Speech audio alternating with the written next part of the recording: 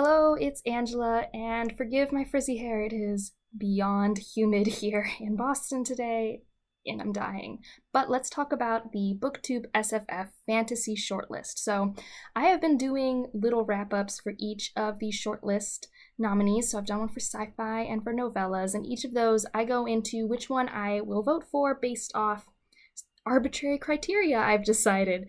So the criteria I look into is enjoyment, innovation, in this case the fantasy element and its execution, the themes and their execution, and lasting impact on me as a reader. I rank those out of 5. I average it up. The one with the highest score is going to get my vote for the popular vote for Booktube SFF. So let's get into it. The first one I'll talk about, because I'm just going to talk about them in the order that I read them, is Gods of Jade and Shadow by Silvia Moreno-Garcia. This was a book I actually got for Christmas. I specifically asked for it for Christmas. I'm like, oh my god, there's a Latinx author on my adult fantasy shelf. I need this.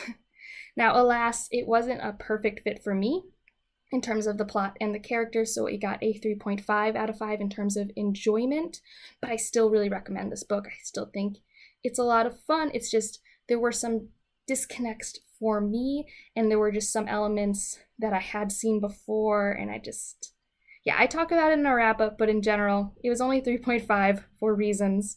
But the fantasy element, I did give a 4. I really did think that its incorporation of Mayan mythology was done really well. I thought it was a good take on kind of the journey fantasy plot arc where you have to go to places to accomplish a task. I thought that was done well. I really liked its setting. I liked the gods we had. It was pretty well done in that aspect. And for the innovation, I gave it 5. I don't know if really I should, but I'm just doing it because we have so little non-European derived mythology in our fantasy. So it's getting 5 because it has Mayan mythology. Because I don't get to read that a lot. Or ever. This is the first one. So I'm giving it a 5 for innovation for that reason. And now these other 2 are going to be lower ratings because, well, actually, when I was doing this, so lasting impact, I would say if this was a normal fantasy book for me, it'd be like a 3 or a 2. I don't think about it that much in terms of its plot, but I think about it a lot in terms of what it's made me do as a reader. When I saw this on my shelf, I was like, I need to find more authors who do this. So because of its innovation, because of what it does and how it expands, I don't know, what we can do with fantasy, with different cultures, I gave it like a 4 for lasting impact. Because even now I am picking different authors and their works based on what is your new thing you're adding culturally. And for themes, so these look at themes of freedom and agency, kind of free will. And I thought it was fine. I gave it like a 3 for themes. It wasn't anything special for me. But when I average that all together, it's a 3.8. So Gods of Jade and Shadow. Also a gorgeous cover. And I like that inside it's like purple and yellow. One of my favorite combos. Real quick, Gods of Jade and Shadow is about a girl who is not appreciated on her family's ranch. One day she accidentally wakes up basically the Lord of Death of Mayan mythology, and for her own survival and the survival of the world, she has to go on this quest with him. That's what the story's about. All right, now on to The Starless Sea by Erin Morgenster. This is about a grad student in video game design who stumbles across the secrets of the Starless Sea, a location that holds, basically, it's a home for stories. And it's about the chaos that ensues after he discovers this little secret. I have a review for this book, and from that review you can kind of figure out why my rating for enjoyment is a 3.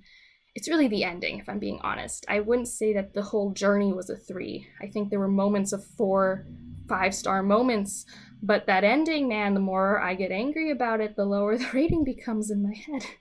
So it's a 3 for enjoyment, mainly because the ending didn't satisfy me, and I talk about that more in my review.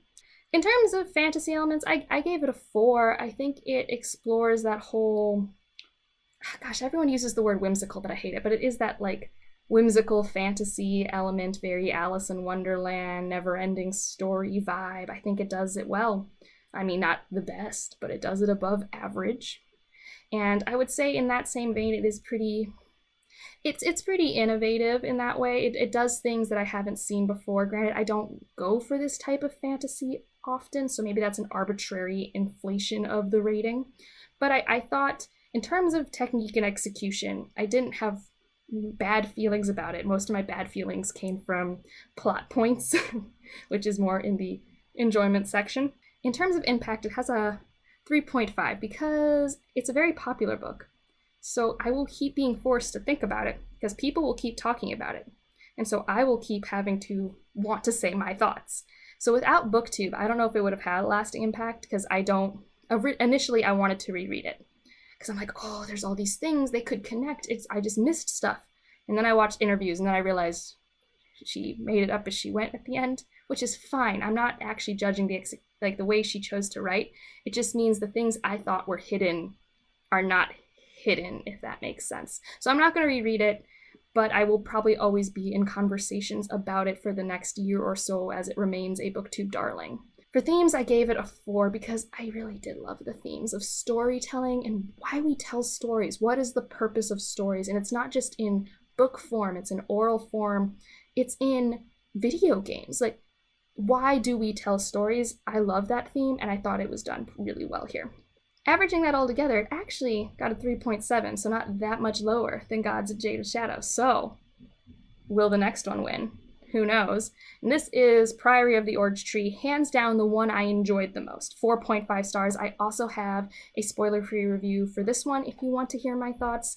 This is it's a standalone epic fantasy. It's really hard to explain the plot. I go into it more in the review, but you have different portions of the world that have to come together to fight the big bad that's coming back, and it involves dragons and political intrigue, and it's very accessible, and I very much enjoyed it. In terms of fantasy elements, I gave it a 5. It's very fantastical. It has dragons, it has magic, it does all of these elements, I think, very well. I think where it falls short is not in its fantasy elements, for me. It might be in some plot points or character development, but it's not in its fantasy elements.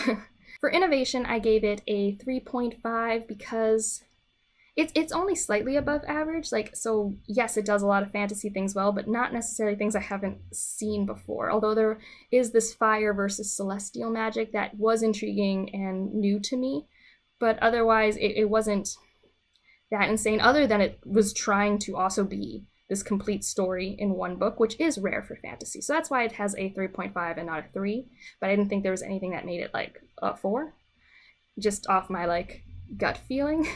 In terms of impact, I gave it a 3. I'm not going to buy it. I'm not going to reread it. I don't know if this story will stick in my head. Even now, trying to reiterate the plot to you was kind of hard. So it might even be a 2 as time goes by. But it's still a 3 for me, especially since it is a book people love to talk about on BookTube, so I will constantly be in those conversations. And then the last one is themes, and I think I also gave a 3 for themes because I don't...